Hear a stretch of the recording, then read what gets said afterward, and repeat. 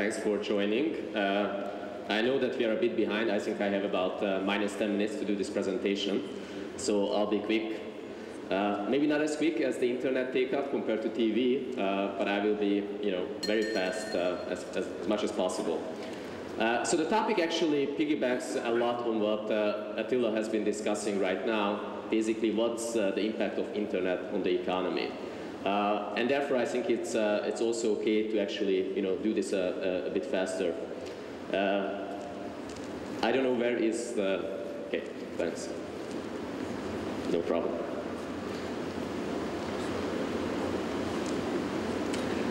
So when we look at the impact of internet on the economy, I think one of the first things that comes to mind, and Attila was also mentioning, is basically what's the internet penetration.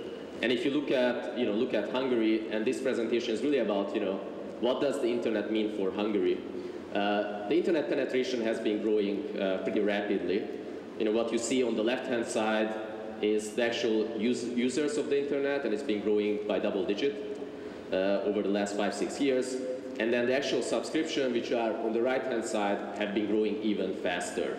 So it's almost a 25% annual compound growth that you can see over the last roughly 6 years. That might be surprising at first sight. Why are there more subscription growth than actual usage growth? And the reason is mobile technologies. I think we've been discussing this a bit today. I'm sure that it's going to come up. Wireless internet and mobile internet is taking a larger and larger chunk of the internet subscription, and this is going to continue. But Attila mentioned, what are some of the aspects that you have to look at to understand really how well developed an economy is from an internet perspective. And BCG actually, together with Google, did a study in several countries, not specifically in Hungary yet. Hopefully we'll do it sooner or later. But basically looking at really the impact of the internet on the economy. And when we look at each of the countries, we are actually looking at much broader things than penetration and what we call an E-intensity index. And E-intensity is really made up of 3 factors. One is enablement, the second one is expenditure, and the third one is engagement. We believe that this is a much more comprehensive measure to look at how developed the internet is in a given country. So, what does this quickly mean? Just quickly going through this. Enablement really means, how easy is it to get to the internet? What kind of penetration there is, what type of access is there, how fast are the speeds. Expenditure is how much money are people spending, both businesses and the consumers on the internet. And the last one is engagement. Penetration is here, but also usage of various services by businesses, consumers, and government. Now, if you look at the composite index, and it's worth looking at the right-hand side, Hungary is the one, the red bar. The light yellow ones are regional peers, and then everyone else are various countries. I think there are 2 major statements that can be made. First of all, in international comparison, Hungary is on the lower end. I think that jives very well with what Attila has been just mentioning.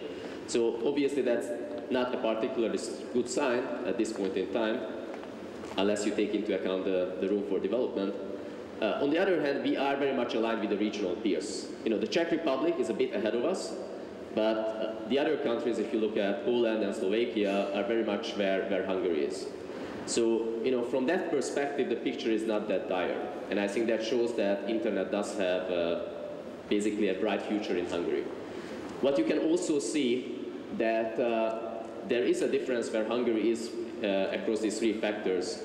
And Hungary is actually in the middle pack with regards to expenditure. So I think that's a good sign. And I think one of the things that you don't see here, that there is a much higher adoption and usage of internet by consumers than by businesses. And considering that most of you are here representing businesses and not just as consumers, maybe you can attest to that. I think one of the messages, or one of the takeaways of today, is that businesses in Hungary have not yet been able to really grasp and exploit the potential in the internet. And as a user, I spent now about 4 or 5 years in the San Francisco office of BCG. Obviously you can see vast differences. What kind of services can you access in the US versus in Hungary? So that's basically where Hungary is at right now. Now the question is, what does that mean? What's really the impact of this position? And let me just very quickly go through, what we believe are the major impact areas. We believe that there are 10, 5 of them social and 5 of them economic, and maybe a bit more focus on the economic ones. And let me actually go to the next slide. What we did in a study recently, which we basically done about a year ago together with Telenor, is really looking at specifically the Hungarian market and what kind of actual impact do we believe that the internet will have on the economy in basically 10 years' time. So what we did, what you can see on the left-hand side, is we did really a modeling, as BCG, we are pretty analytical. So we did a so-called business adoption model and household adoption model. So really understanding, what is the likelihood that, that businesses and consumers will adopt the internet. And then assessing what's going to be the economic impact of that. And for that, obviously, we needed to make a projection of what's the likely future of internet adoption in Hungary. And this you can see on the right-hand side. And as shown, we believe that there's going to be almost 6 million internet subscriptions by 2020. A significant chunk, obviously more from households. What that means that we believe roughly 96% of businesses will have internet connection, and about 90+% of consumer households will have internet access. It's worth noting that from our perspective, 40 to 50% of these will actually be wireless connections, especially in rural areas. Now, what's the expected impact? And I think, I'm not going to show any of the additional backup slides. Just really, stay here so we can be short.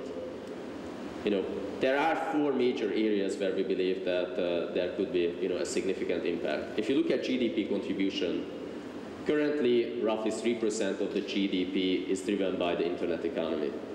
And this is not just particularly the internet, but really about productivity growth.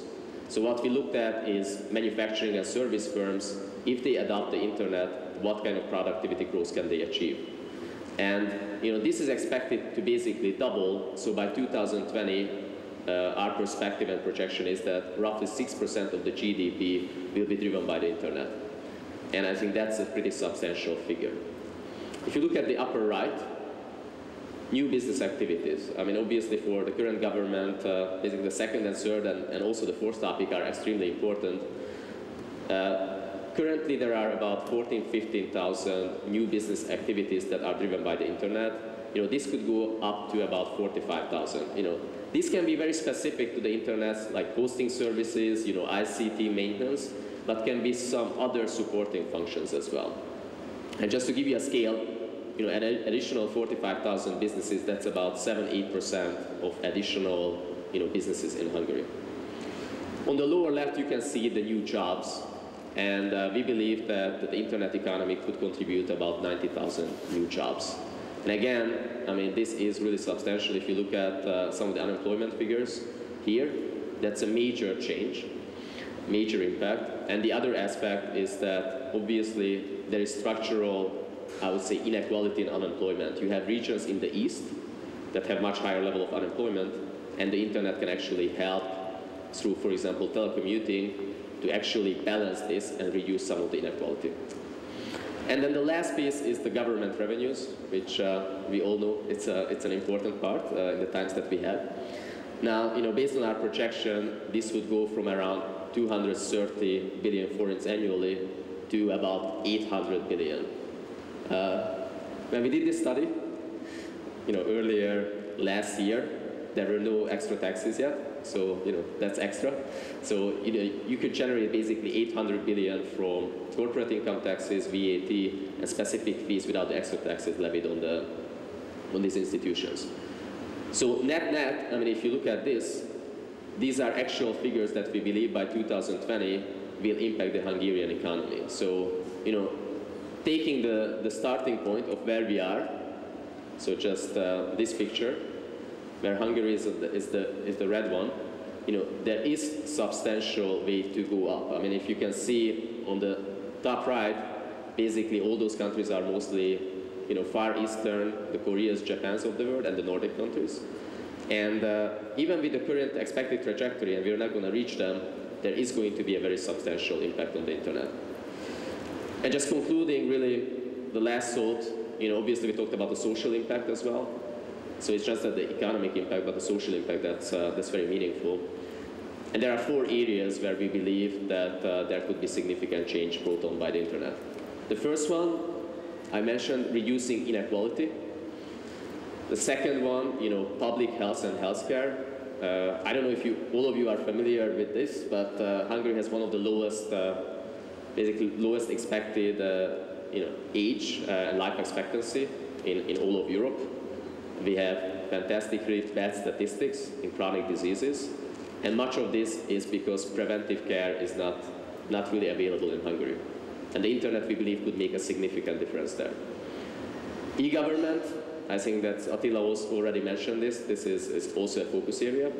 And then education. I mean, we know that Hungary used to have much stronger education, 15, 20 years ago, if you look at some of the test scores.